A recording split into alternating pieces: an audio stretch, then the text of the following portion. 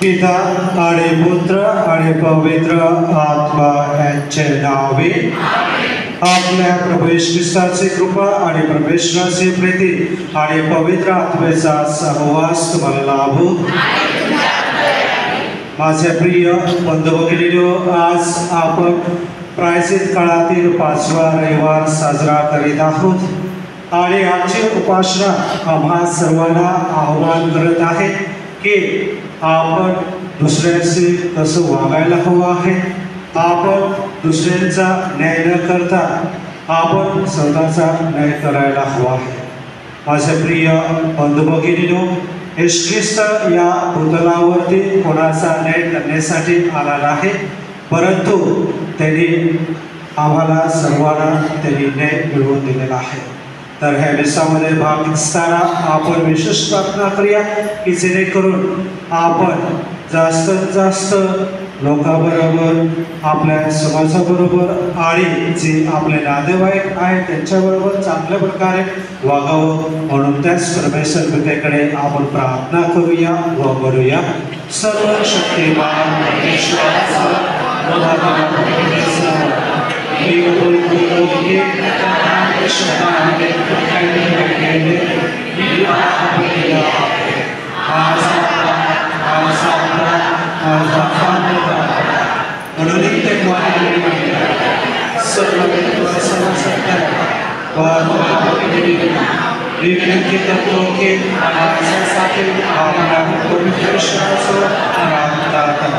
सर्व शक्तिमान परमेश्वर आम्हाला दया करून व आमच्या बापांची सेवा करून आम्हाला सार्वकालिक जीवनाकडे नेवो.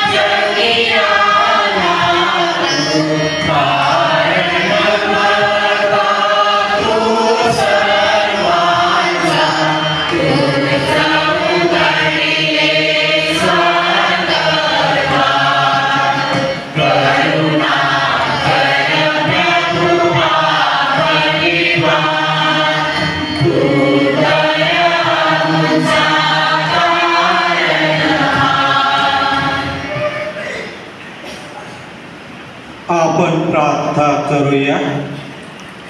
हे प्रभू, तुझा पुत्र ख्रिस्त याचे अनुकरण करण्यास आम्हाला कृपा दे.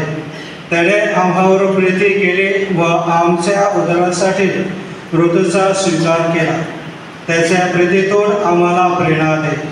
त्याचा आदर्श आमच्या समोर ठेव. तो तुझ्याबरोबर पवित्र आत्मेचे एक सर्व काळ जिवंत राहणारा व राज्य करणारा एकच परमेश्वर तुझा पुत्र आमचा प्रभू ख्रिस्त याच्याद्वारे करतो. या पुस्तकातून घेतलेले वाचन. जो समुद्रात मार्ग करतो, प्रचंड प्रवासात वाट करतो, ज्याने रथ व घोडे, सैन्य व वीर यांना बाहेर काढल्यामुळे ते एकत्र पडले आहेत. त्याच्याने उठवले नाही, ते विझवले आहेत, वाटीप्रमाणे मानवले आहेत. असा जो परमेश्वर म्हणतो, पूर्वीच्या गोष्टीची आठवण करू नका, जुन्या गोष्टी मनात आणू नका. पहा, मी एक नवीन गोष्ट करणार आहे, आत्ताच तो उगवत आहे व तुम्ही ती पाहणार आहात. मी अरण्यात सडक करीन, मरुभूमीत नद्या वाहीन. नवपशु व कोल्हे व शहामुर्ग माझे स्तवन करतील, कारण मी आपल्या लोकांना, आपल्या निवडलेल्या लोकांना पिण्यासाठी अरण्यात जले, मरुभूमीत नद्या देईल. मी आपल्यासाठी निर्माण केलेले लोक माझे स्तवन करतील.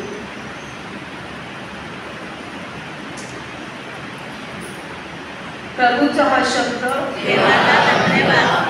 प्रतिसाद.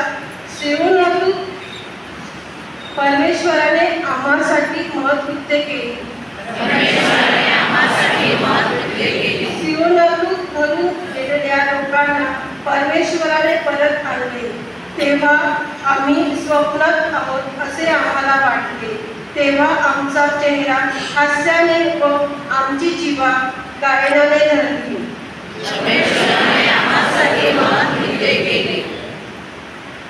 ज्या समयी अन्य राष्ट्रातील लोक म्हणू लागले की परमेश्वराने आम्हासाठी महत्कृत्य केली, परमेश्वराने आम्हासाठी महत्कृत्य केली आहे, त्यामुळे आम्हाला अत्यानंद झाला आहे. परमेश्वराने आम्हासाठी महत्कृत्य केली आहे. परमेश्वर कोरड्या भूमीत कोरड्याप्रमाणे जे अश्रुपूर्ण नेत्रांनी प्रेरणा करतात ते हर्षाने कापणी करतात.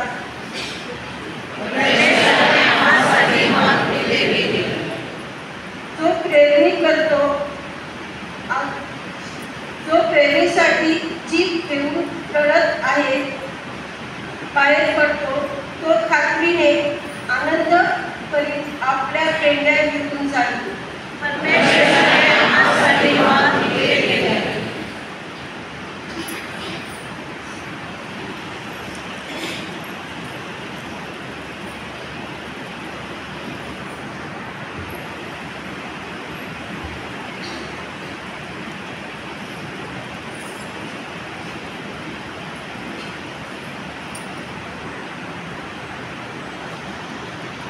दुसरे वाचन पौलाचे फिलिपिकरास पत्र ह्यातून घेतलेले वाचन. ख्रिस्त माझा येशू प्रभू याच्याविषयी ज्ञानाच्या श्रेष्ठत्वामुळे मी सर्व काही हानी असे समजतो, ज्याच्यामुळे मी सर्व गोष्टी नामुकलो आणि त्या केरकचरा असा लेखतो. मला ख्रिस्त हा लाभ प्राप्त व्हावा आणि मी त्याच्या ठाई आढळावे आणि माझे नीतिमत्व माझे स्वतःचे नव्हे, म्हणजे नियमशास्त्राच्या योगे प्राप्त होणारे नीतिमत्व नव्हे, तर ते ख्रिस्तावरील विश्वासाने प्राप्त होणारे, म्हणजे देवापासून विश्वासाने प्राप्त होणारे नीतिमत्व असे असावे. तो व त्याच्या पुनरुत्थानाचे सामर्थ्य व त्याच्या दुःखाची सहभागिता यांची ओळख मी त्याच्या मरणाला अनुरूप होऊन करून घ्यावी, म्हणजे कसेही करून मी मृत लोकांमधून पुनरुत्थान मिळवावे. एवढ्यात मी मिळविले किंवा एवढ्यात मी पूर्ण झालो असे नाही, तर ज्याच्या ठाई ख्रिस्त येशूने मला आपल्या ताब्यात घेतले ते मी आपल्या ताब्यात घ्यावे, म्हणून मी त्याच्या मागे लागत आहे. बंधूनो, मी अद्यापही ते आपल्या ताब्यात आणले असे मानित नाही, तर मागील गोष्टीकडे लक्ष लावून ख्रिस्त येशूच्या ठाई देवाचे जे वरील पाचारण त्या संबंधीचे बक्षीस मिळवण्यासाठी अंतिम ध्येयाच्या दिशेने मी धावतो. हेच एक माझे काम आहे. प्रभूचा शब्द. जय घोष.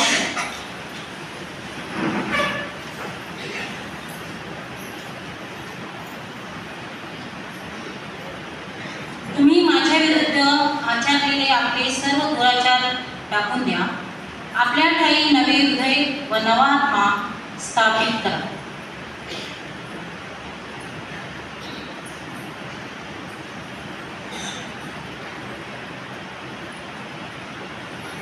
प्रभू तुम्हाबरोबर असो.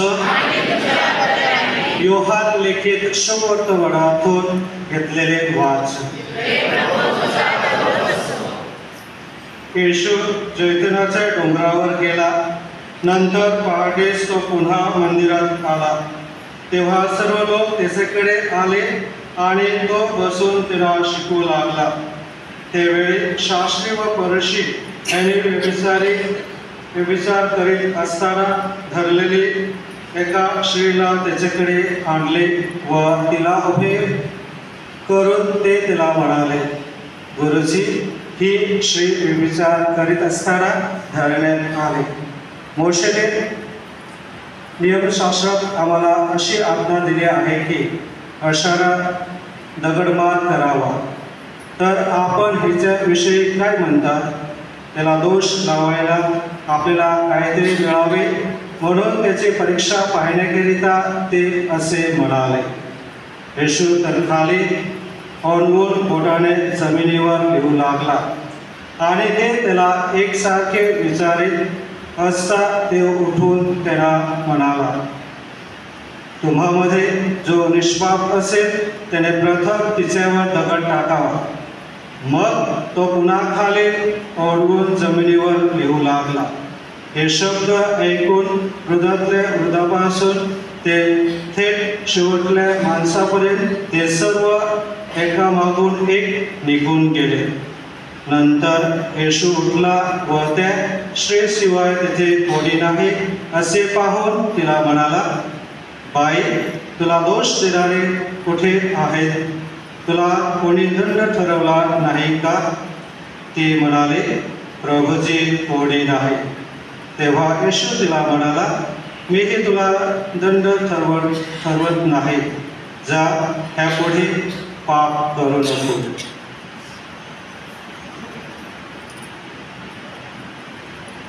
प्रभूचे शुभ वर्तमान.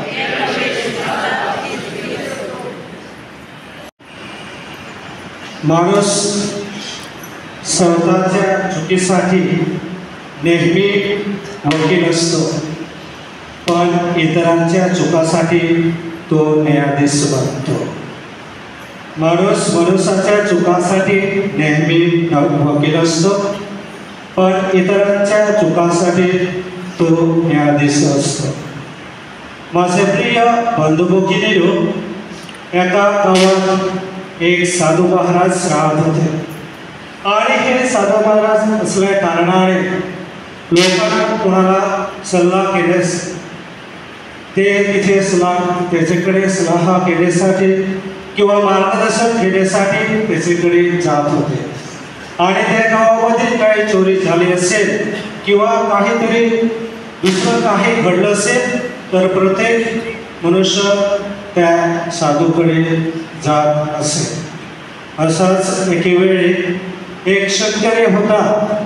त्याच्या शेतामधून काही चोरी झालेली होते आणि हा शेतकरी त्या साधू महाराजांकडे जातो आणि साधू महाराजांना सांगतो की माझ्या शेतामधून अमुक माणसाने चोरी केलेली आहे आणि मला न्याय हवा आहे. तेव्हा ते साधू महाराज त्या शेतकऱ्याला म्हणतात की तुम्ही त्याचा न्याय करू नका, कारण त्याचा त्याचा न्याय देव करते. अशा वेळी तो मनुष्य त्या साधू महाराजांचं ऐकत नाही आणि तो पुढे कोर्टामध्ये जातो आणि त्याची कंप्लेंट करतो त्या चोराविषयी. आणि कोर्टामध्ये गेल्यानंतर तिथे ज्या मनुष्याने चोरी केलेली होती त्या मनुष्याला दोषी ठरवलं जातं, त्याला कैदेमध्ये टाकलं जातं आणि कालांतराने तो परत कैदेच्या तो मनुष्य बाहेर येतो. परंतु जो शेतकरी होता त्याला वाईट देखील वाटत होतं की या लहानशा चुकीमुळे मी त्याला प्रिझनमध्ये टाकलो, कोर्टामध्ये गेलो आणि मला आता वाईट वाटत आहे. म्हणून तो परत शेतकरी साधू महाराजांकडे जातो आणि त्याला सांगतो की मी जे काय केलं आहे ते मी वाईट केलं. तेव्हा साधू महाराज त्या शेतकऱ्याला म्हणतो की मी तुम्हाला अगोदरच सांगितलं होतं की आपण नेहमी दुसऱ्यावरती करुणा दाखवायला हवं आहे, दया करायला हवी आहे. आणि तेवढेच नव्हे तर त्याचा न्याय तो देव नेहमी करत असतो. माझे प्रिय बंधू-भगिनींनो, आपण नेहमी सत्य शोधायला शोधत असतो, परंतु सत्य आपल्या मनाप्रमाणे बदलत नसते, परंतु सत्य हे नेहमी देवाच्या मनाप्रमाणे बदलत असतं. म्हणून असं सांगितलं जातं, न्याय म्हणजे केवळ कायद्याने किंवा नियमाचे पालन नाही, तर त्यात मनुष्याचा स्पर्श असावा लागतो. माझे प्रिय बंधू-भगिनींनो, आजच्या पहिल्या वचनामध्ये आपण ऐकलं की जे यशिया संदेशा इस्रायल लोकांना ते आठवण करून देतो की तुमची सुटका इच्छित देशामधून कशी करण्यात आली. तेवढेच नव्हे तर यशिया संदेशा त्यांना सांगतो की तुम्ही ज्या फेरोच्या तावडीमध्ये होते आणि तुम्हाला तुमची सुटका त्याच्यामधून कशी करण्यात आली याची त्यांना आठवण करून देत आहे. तेवढेच नव्हे तर देव तुमच्याबरोबर होता आणि तुम्ही देवाला विसरले, परंतु देव तुमच्यापासून कुठेही लांब गेला नाही, परंतु सातत्याने देव तुमच्याबरोबर होता. आणि एवढेच नव्हे तर देव तुमच्याबरोबर वाळवंटामध्ये होता आणि लाल समुद्र पार करण्यासाठी तो तुमच्याबरोबर होता. तेवढेच नव्हे तर जे सैनिक होते त्यांना देखील देवाने शिक्षा केली किंवा त्यांना मारण्यात आलं. माझे प्रिय बंधू-भगिनींनो, तिथे इस्रायल प्रजेला देवाने न्याय दिला, त्यांना त्यांचं संरक्षण केलं. माझे प्रिय बंधू-भगिनींनो, एवढे करून सुद्धा इस्रायल प्रजा देवाबरोबर ती राहिली नाही, सातत्याने ती त्याच्यापासून दूर गेली. आणि आजच्या शुभवर्तमानामध्ये येशू ख्रिस्त आम्हाला एका व्यभिचारी स्त्रीविषयी सांगत आहे.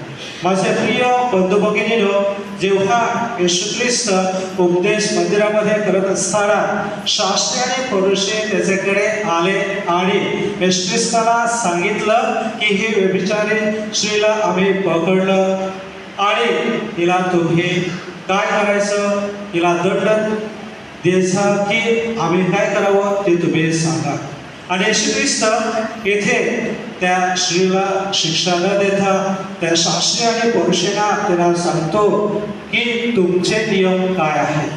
तेव्हा त्या शास्त्री आणि फरीसींनी सांगितलं की मोशेच्या नियमाप्रमाणे कोणतीही स्त्रीला जर व्यभिचार करताना पकडला तर त्याला दगडमार करावा, कोणत्याही पुरुषाला काही पाप करताना पकडलं तर त्याला दगडमार करावा, असं मोशेने आम्हाला नियम दिलेला आहे.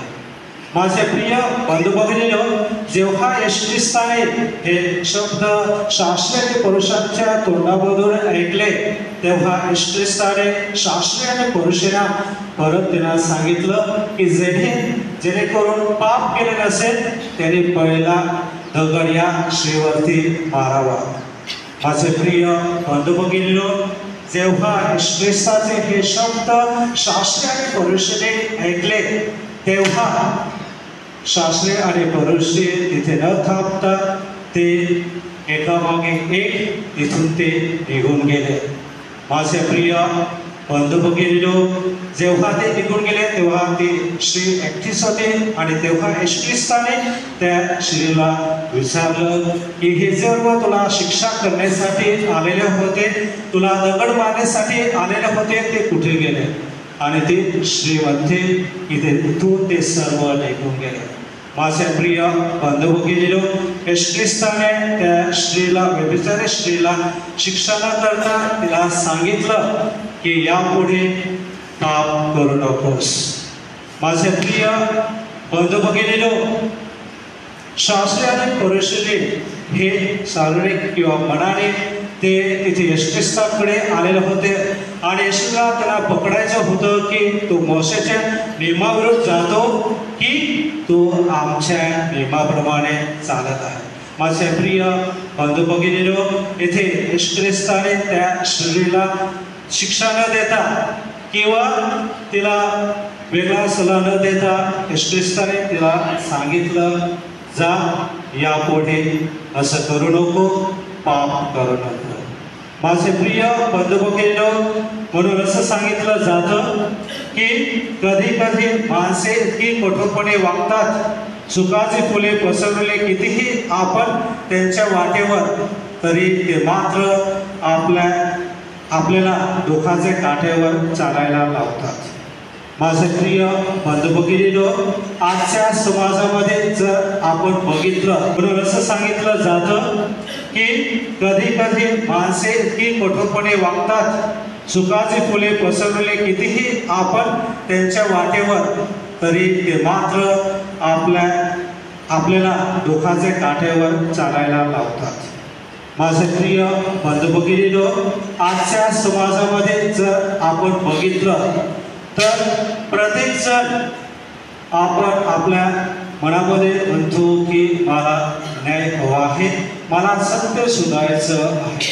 माझे प्रिय बंधू भगिनींनो, न्याय आणि सत्य शोधणं हे आपल्यावरती अवलंबून आहे. पहिलं सत्य आपल्यामध्ये शोधायला हवं आहे, नंतर आपण दुसऱ्यामध्ये शोधायला हवं आहे.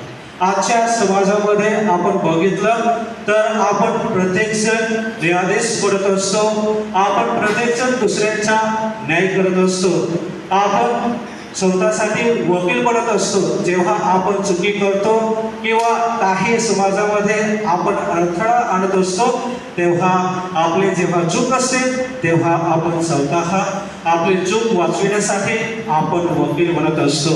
परंतु जेव्हा दुसऱ्याकडे समाजामध्ये चूक केलेली असेल किंवा काहीतरी वाईट गोष्ट केली असेल तर आपण लगेच न्यायाधीश बनत असतो. म्हणून माझे प्रिय बंधू भगिनींनो, आज येशू ख्रिस्त आम्हाला सर्वांना सांगत आहे की आपण दुसऱ्यासाठी न्यायाधीश न बनता आपण आपल्या स्वतःसाठी न्यायाधीश बनायला हवा आहे. आपण आपल्या जीवनावरती मननचिंतन करायला हवं आहे की मी समाजामध्ये कसा वागतो, मी दुसऱ्याबरोबर कसा वागतो, आणि म्हणून आपण आपल्या स्वतःसाठी न्यायाधीश बनायला हवं आहे. तरच आपण समाजामध्ये चांगलं जीवन जगू शकतो. म्हणून असं सांगितलं जातं, न्याय ही केवळ कायद्याची गोष्ट नाही तर ती मानवतेची गोष्ट आहे. माझे प्रिय बंधू भगिनींनो, जेव्हा आपण दुसऱ्यांचा न्याय करतो तेव्हा आपला देखील एक दिवस न्याय केला जाईल. म्हणून दुसऱ्यांचा न्याय न करता स्वतःचा न्याय करणे आवश्यक आहे. आणि नेहमी मानवतेचं प्रेम किंवा मानवतेवरती प्रेम आणि करुणा आणि दया नेहमी दाखवायला हवे आहे. आता आपण आपला विश्वास प्रकट करूया. स्वर्ग आणि पृथ्वी यांचा पंतप्रधा सर्व समर्पित आणि त्याचा एकटा पुत्र येशू ख्रिस्त आपला प्रभू ह्याच्यावर मी विश्वास ठेवतो. तो पवित्र आत्म्याच्या योगाने निर्मित होता. तो त्याच्या अंगाने प्रेरित होते. त्याला प्रसावर करण्यात आले. तो मरण पावला, त्याला फोडण्यात आले. तो स्वर्गात उठला, स्वर्गात चढला आणि तो इकडे विराजमान झाला आहे. येथून तो जिवंत आणि मेलेले ह्यांचा न्याय करण्यासाठी पुन्हा येईल. पवित्र आत्मा संतांचा पुरवठा, पापांची क्षमा, देवाची पुनरुत्थान आणि सर्वांचे जीवन यावर त्यांचा विश्वास आहे. आमेन. माझे प्रिय बंधू भगिनींनो, आम्हाला सदैव प्रार्थना करण्याची गरज आहे आणि विशेष करून या प्रायश्चित काळात तर अधिक प्रार्थना करण्याची गरज आहे. ख्रिस्तासह एक निश्चित जागृत राहू. आपण आपल्या स्वर्गीय पित्याकडे प्रार्थना करूया. प्रभू आमची प्रार्थना आहे. आपले पोप फ्रान्सिस, बिशप थॉमस, धर्मगुरू व व्रतस्थ यांना क्षमेची शिकवून भाविकापर्यंत पोहोचविण्याची प्रभूची कृपा व चांगले आरोग्य लाभावे म्हणून आपण प्रार्थना करूया. आपल्या देशातील संपत्तीचा सदुपयोग देशहितासाठी व जनकल्याणासाठी करण्यास राजकीय व शासकीय नेत्यांना सतत प्रेरणा मिळावी म्हणून आपण प्रार्थना करूया. आजच्या शुभवर्तमानातील व्याधीच्या स्त्रीला येशूने क्षमा केली व पुन्हा पाप न करण्यास ताकीद दिली. आपल्या वैयक्तिक जीवनात पश्चातापाद्वारे पापापासून दूर राहण्यास आपल्याला प्रभूची कृपा मिळावी म्हणून आपण प्रार्थना करूया. आपण इतरांचा न्याय करू नये, कारण न्याय करणारा फक्त देवच आहे. इतरांना दोषी ठरवून आपण सज्जन बनू नाही, परंतु प्रभूच्या सानिध्यात राहण्यास व पश्चातापी अंत करणारे क्षमेची याचना करण्यास आपल्याला प्रेरणा मिळावी म्हणून आपण प्रार्थना करूया. आपल्या धर्मकामातील सर्वांवर, विशेष करून जे आजारी आहेत अशावर प्रभूचा मदत असावा. म्यानमारमधील भूकंपग्रस्तांना इतर राष्ट्राकडून मदत मिळावी. जगात सर्वत्र शांती नांदावी, तसेच सर्व नैसर्गिक आपत्तीपासून आपले रक्षण व्हावे म्हणून आपण प्रार्थना करूया. थोडा वेळ शांत राहून आपण आपल्या वैयक्तिक गरजांसाठी प्रार्थना करूया.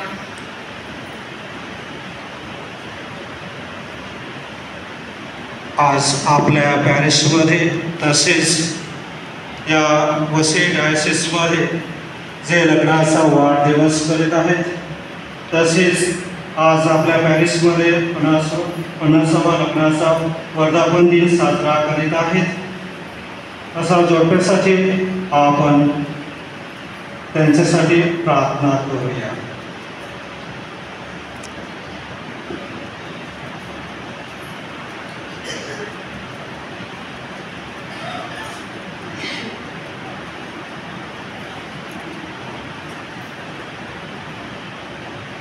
हे स्वर्गीय पित्या, तुझे लोक पुन्हा तुझ्याकडे येवत आणि संपूर्ण अंतःकरणाने ते तुझी सेवा करत श्रद्धेने आम्ही तुझ्याकडे सहाय्याची याचना केली आहे. आमच्या जीवनात तुझे दयेची आणि प्रेमाची जाणीव करून दे. ही प्रार्थना आम्ही आमच्या प्रभू ख्रिस्ताद्वारे करतो.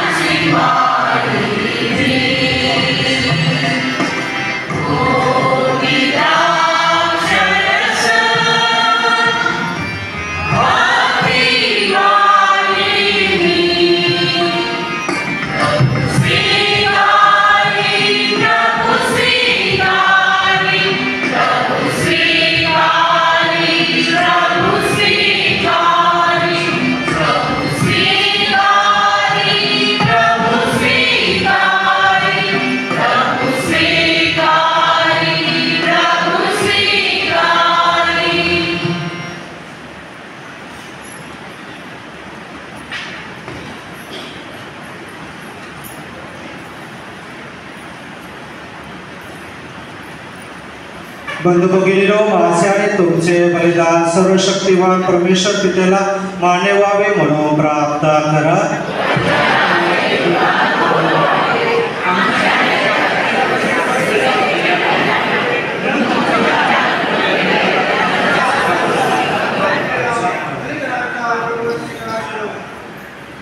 हे सर्वशक्तिमान परमेश्वरा, ख्रिस्ती श्रद्धेने प्रभावित होणाऱ्या सर्वांची पापे ह्या बलिदानाच्या सामर्थ्याने नाहीशी कर.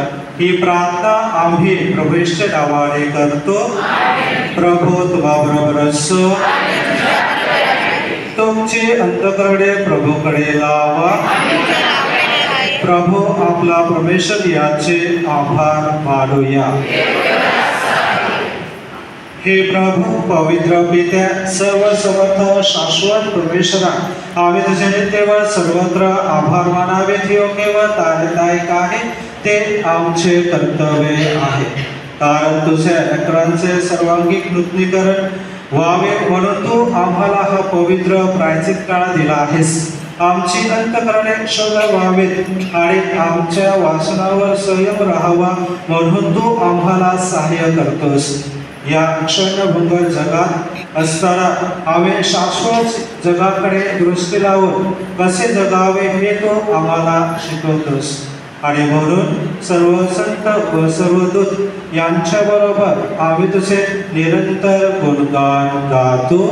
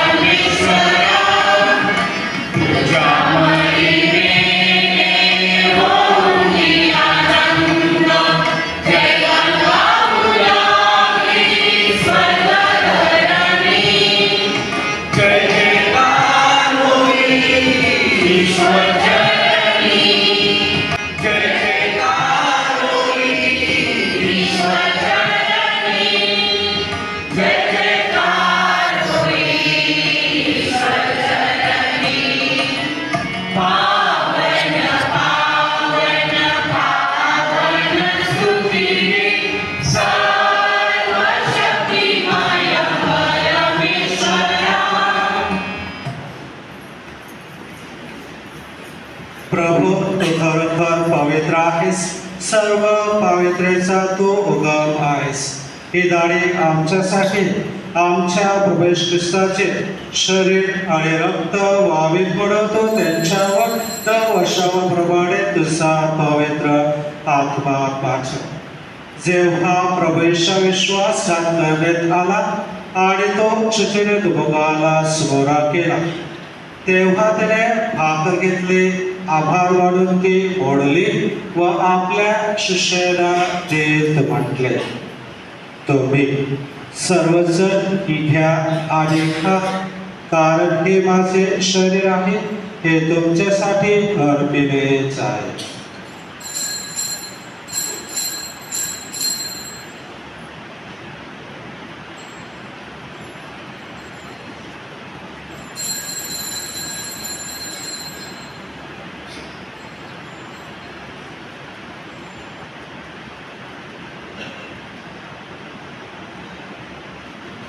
त्याचप्रमाणे भोजन झाल्यानंतर प्रभू येशूने पेला घेतला, पुन्हा तसे आभार मानले व तो पेला आपल्या शिष्याला देत म्हटले, तुम्ही सर्वजण हा घ्या व ह्यामधून प्या, कारण हा माझा रक्ताचा पेला, हे नव्या व शाश्वत कराराचे हे रक्त आहे, हे तुमच्या आणि पुष्कळांच्या पापक्षमेसाठी ओतले जाईल. हे माझ्या आठवणीसाठी करा.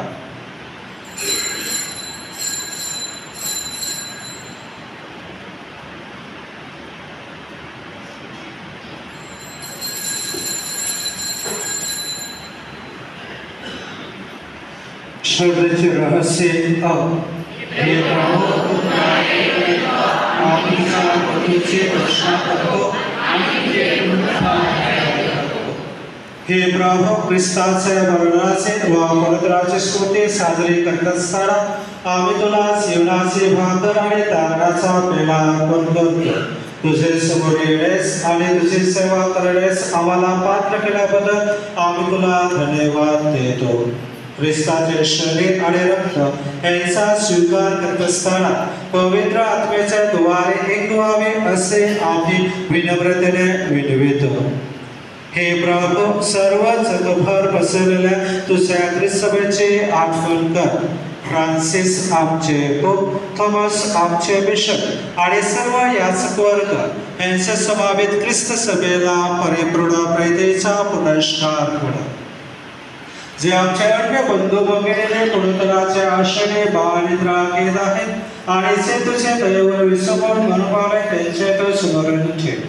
त्यांच्या तुझ्या प्रकाशात स्वागत कर. देवमाता धन्य कुमारी मरिया, तिचा पती संत जोसेफ, तुझे प्रेषित आणि युगानुयुगे ज्या सर्व संतांनी तुला संतुष्ट केला आहे त्यांच्याबरोबर आम्ही शाश्वत जीवनाचे सहवारस व्हावे आणि तुझी स्तुती करून तुझा गौरव करावा अशी प्रार्थना आम्ही तुझा पुत्र येशू ख्रिस्त याच्याद्वारे करतो.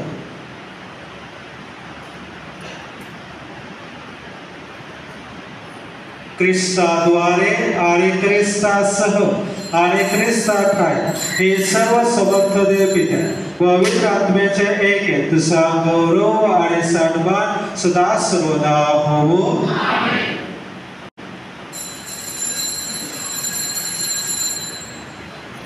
प्रवेश शब्दात आपण परमेश्वर पित्याकडे आत्मविश्वासाने प्रार्थना करूया.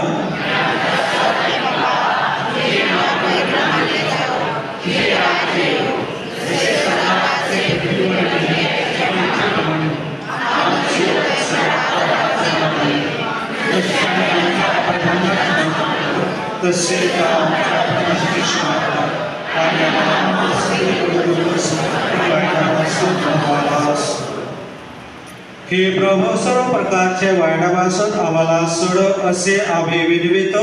याच युगात आम्हाला कृपापूर्वक शांती दे, म्हणजे दिवे आशेची आणि आमचा तारणारा येशू ख्रिस्त याचा आगमनाची वाट पाहत असताना तुझे त्याचे सहाय्याने आम्ही पापापासून मुक्त राहू व सर्व प्रकारच्या चिंता विचलितापासून सुरक्षित असू. हे प्रवेश ख्रिस्ता, तू आपल्या कृष्णाला म्हणालास, मी तुम्हाला शांती देऊन ठेवतो, मी माझी शांती तुम्हाला देतो. आमच्या पापांकडे पाहू नकोस, तर तुझ्या ख्रिस्ताच्या श्रद्धेकडे पहा आणि तिला तुझ्या इच्छेनुसार शांती वेगळी देण्याची कृपा कर. तुला तिचे सदा सर्वदा राज्य करतोस. प्रभूची शांती तुम्हाबरोबर सदा सर्वदा असो. आपण एकमेकास शांती वंदन करूया.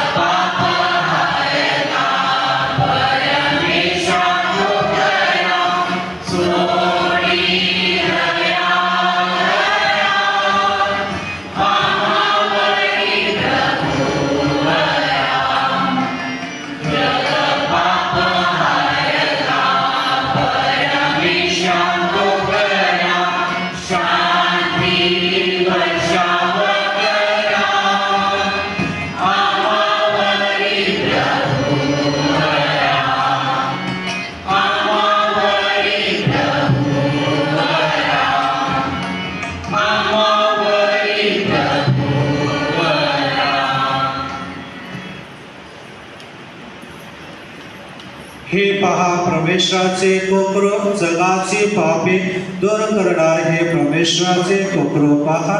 या कोकराच्या भोजनात बोलावण्यात आलेले सर्व धन्य.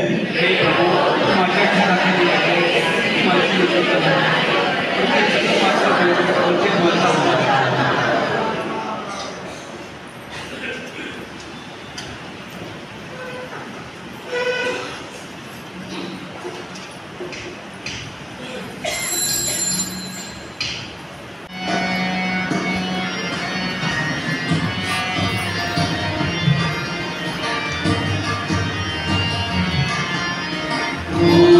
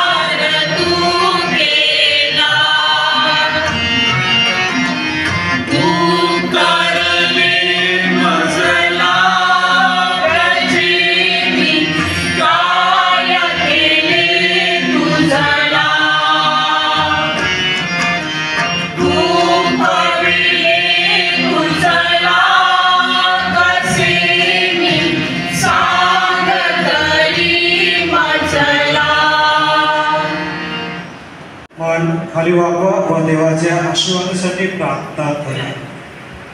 हे प्रभू, तुझ्या कृपादराची याचना करणारे ह्या तुझ्या लोकांना तुझा आशीर्वाद दे. तुझ्या दानशक्तीमुळे त्यांना आवश्यक असलेल्या गोष्टी प्रदान कर. ही प्रार्थना आम्ही आमच्या प्रभू ख्रिस्ताद्वारे करतो. प्रभू तुम्हाबरोबर असो. सर्व समर्थ परमेश्वर पिता आणि पुत्र आणि पवित्र आत्मा यांच्या सर्व तुमच्यावरती येवो. विश्वास समाप्त झाले आहे.